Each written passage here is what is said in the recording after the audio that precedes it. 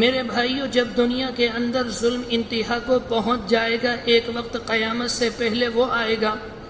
کہ دنیا کے اندر کوئی انصاف کا نام لینے والا نہیں ہوگا، کوئی انصاف کا جاننے والا نہیں ہوگا۔ اگر کوئی انسان انصاف کا نام صرف اپنی زبان سے نکالے گا، وہ لوگوں کے درمیان انصاف نہیں کرے گا، صرف اپنی زبان سے انصاف کا لفظ نکالے گا، تو اس انسان کی بھی گرفت ہوگی اور اس انسان کی بھی پکڑ ہوگی کہ تم نے اپنی زبان سے انصاف کا لفظ نکالا کیوں۔ اور جب دنیا کے اندر ظلم حد سے آگے بڑھ جائے گا اور ظلم کی کوئی انتہا نہ رہے گی اور دنیا کے اندر کوئی بھی صاحب ایمان نہ رہے گا، تو دنیا کے اندر قیامت آئے گی۔ جب دنیا کے اندر قیامت آئے گی، اس دن بھی دن اسی طرح سے نمودار ہوگا جس طرح سے آج ہمارے سامنے دن نمودار ہوتا ہے۔ اس دن بھی سورج طلوع ہوگا جس طرح سے آج سورج طلوع ہوا۔ اللہ کے رسول علیہ السلام نے قیامت کے دن کے بارے میں بہت ساری باتیں بتائیں۔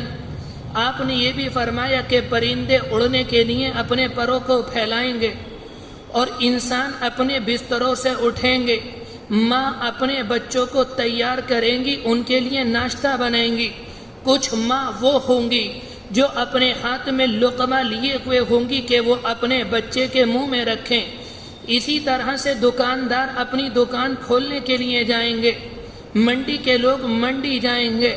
تجارت کرنے والے اپنی تجارت کے اندر جائیں گے، راج مزدور اپنے اڈوں کے اندر جائیں گے۔ آپ نے یہ بات ارشاد فرمائی، جب قیامت آئے گی ایک دکاندار کپڑے کی دکان پر، ایک خریدار کپڑے کی دکان پر آئے گا، وہ کپڑے کی دکان ہوگی، وہاں پر وہ کپڑا خریدے گا، وہ کپڑا خرید رہا ہوگا اور بیچنے والے نے کپڑا ناپ دیا ہوگا اور کپڑا کاٹنے کے لیے اس نے اپنی قینچی اٹھا کر کپڑا کاٹنے کے لیے کپڑے پر لگائی ہوگی اور خریدار نے اپنی جیب کے اندر سے پیسے نکالے ہوں گے کہ یہ انسان مجھے کپڑا دے اور اس کے بدلے میں میں اسے پیسے دوں۔ آپ نے فرمایا فَإِذَا جَاءَتِ الطَّامَّةُ الْكُبْرَى، قرآن مجید کی ایک اور آیت ہے فَإِذَا جَاءَتِ الصَّاخَّةُ، اچانک ایک خطرناک آواز آئے گی۔ وہ آواز اتنی خطرناک ہوگی، اتنی خطرناک ہوگی، اس کے ہاتھ سے قینچی گر جائے گی،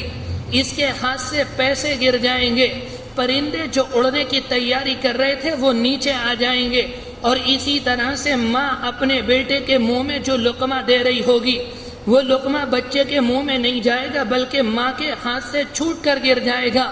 ماں بچہ چھوڑ کر بھاگے گی۔ آپ نے فرمایا اگر قرآن مجید کی آیت ہے وہ دن اتنا خطرناک ہوگا، تذہل کل مرضعۃ اما ارضعت وتری الناس سکارا،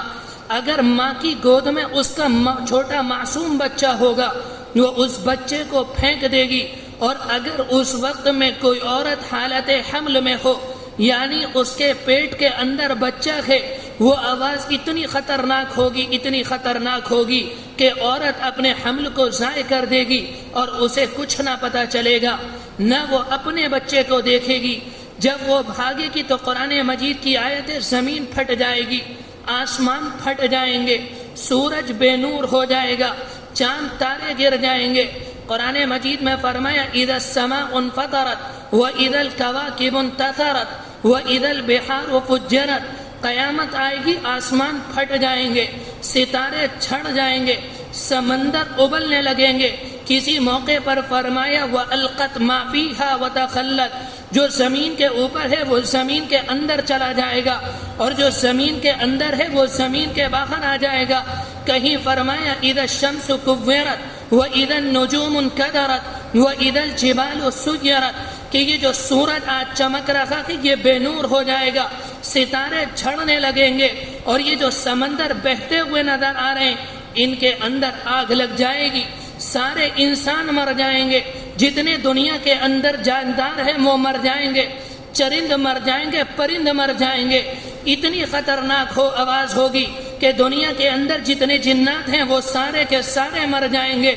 اللہ کے فرشتے مر جائیں گے، کل کائنات مر جائے گی، اور اللہ کی ذات کے سوا دنیا کے اندر، کائنات کے اندر کوئی ذات باقی نہ ہوگی۔ اس موقع پر اللہ معلوم کرے گا این المتکبرون، کہاں چلے گئے تکبر کرنے والے، این الجبارون، کہاں چلے گئے ظلم کرنے والے؟ اللہ معلوم کرے گا این الملوک، کہاں چلے گئے بادشاہ؟ دنیا کے اندر جو فرعونہ آئے آج وہ نظر نہیں آتے، دنیا کے حامان کہاں چلے گئے؟ اللہ معلوم کرے گا۔ جو اپنے وقتوں میں مدارس پر پابندی لگاتے تھے، جو مساجد کے اوپر پابندی لگاتے تھے، جو اذانوں کے اوپر پابندی لگاتے تھے، جو برقعوں کے اوپر اور نقاب کے اوپر پابندی لگاتے تھے، جو مسلمانوں کو پریشان کرتے تھے، اللہ معلوم کرے گا کہاں چلے گئے؟ کہیں سے کوئی آواز نہیں آئے گی۔ پھر اس کے بعد اللہ معلوم کرے گا آج کس کی حکومت ہے؟ جب کوئی آواز نہیں آئے گی اللہ خود کہے گا للہ الواحد القہار، آج ایک اللہ کی حکومت ہے اور اس کے علاوہ کسی اور کی حکومت نہیں۔ دنیا کا یہ حال ہوگا،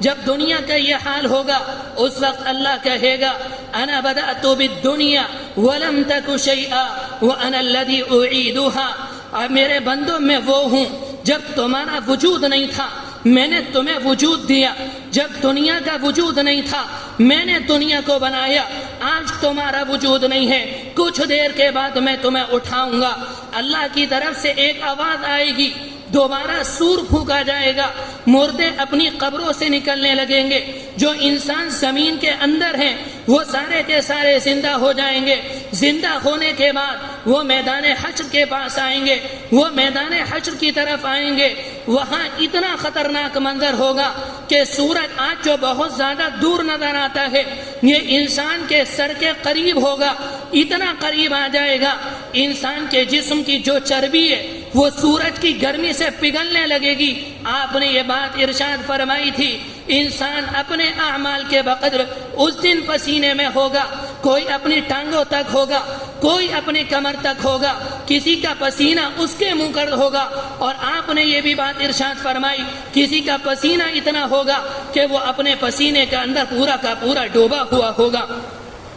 جب یہ خطرناک حالات ہوں گے پھر آپ نے صحابہ اکرام کو یہ بات سمجھائی، آپ نے صحابہ اکرام سے فرمایا ڈرنے کی بات نہیں، اس دن کوئی سایہ نہیں ہوگا، اگر اس دن کوئی سایہ ہوگا اللہ کے عرش کا سایہ ہوگا اور اس کے علاوہ کوئی سایہ نہ ہوگا۔ جب یہ خطرناک دن ہوگا اس دن میں کچھ خوش نصیب اللہ کے بندے وہ ہوں گے، کچھ سعادت مند لوگ وہ ہوں گے جنہیں اللہ کے عرش کے سائے میں جگہ ملے گی۔ حدیث شریف کے اندر آتا ہے جنہیں اللہ کے عرش کے سائے میں جگہ ملے گی وہ ایک دو نہیں تقریباً 7 قسم کے لوگ ہوں گے۔